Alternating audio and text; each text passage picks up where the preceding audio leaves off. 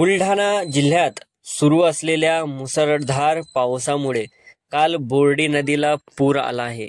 या बोर्डी नदीच्या पुराच्या पाण्याचा अंदाज न आल्याने 2 मुले तोल जाऊन मस्तान चौक परिसरात वाहून जात होती.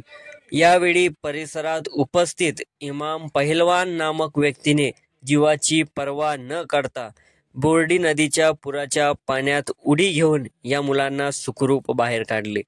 तातडीने दोन्ही मुलांना स्थानिक रुग्णालयात उपचारासाठी दाखल करण्यात आले असून या 2 मुलांचे प्राण वाचवण्यात स्थानिकांना यश आले आहे.